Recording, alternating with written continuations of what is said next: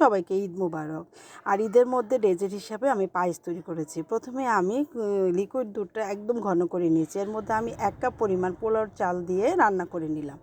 রান্না করে নিলে তারপরে আমি একটা ক্যারামেল তৈরি করব। ঘি দিব, তারপরে ফুড কালার, চিনি দিয়ে ক্যারামেলটি তৈরি করে আমি রান্না করা যে পোলাওর চাল আর দুধের মধ্যে রান্না করে সেটির মধ্যে এবার ঢেলে দিলাম। ঢেলে দিয়ে তারপরে আমি এটি নেড়েচেড়ে কিছুক্ষণ রান্না করে নিব ঘন হওয়ার আগ পর্যন্ত। একদম থকথকে ঘন হলে পায়েসটি খেতে কিন্তু খুব মজা লাগে, তাই না? তো আমার পায়েসটি তৈরি হয়ে গেল। এবার আমি কি করব, এবার আমি একটি বাটিতে ঢেলে নিব। আর এরকম দুটি মাটির হাঁড়িতে আমি ঢেলে নিয়েছি, কারণ আমার বাচ্চারা খেতে খুব পছন্দ করে এরকম মাটির হাঁড়িতে, সেই জন্য আমি দুটাতে ঢেলে নিলাম। তো এবার আমি বাদাম কুচি দিয়ে দিব। তো এরকম কেটে রাখা বাদাম কুচিগুলো এবার আমি একটা বাটিতে দিয়ে দিব। তো বাদাম কুচি এইভাবে দিলে কি হয়, মানে পায়েসটি দেখতে অনেক সুন্দর হয়। খুব বাচ্চারাও কিন্তু খুব পছন্দ করে, তাই না? তো এরকম করে আপনারা তৈরি করে নেবেন। আর ভিডিওটি ভালো লেগে থাকলে অবশ্যই লাইক কমেন্ট করবেন। ধন্যবাদ সবাইকে।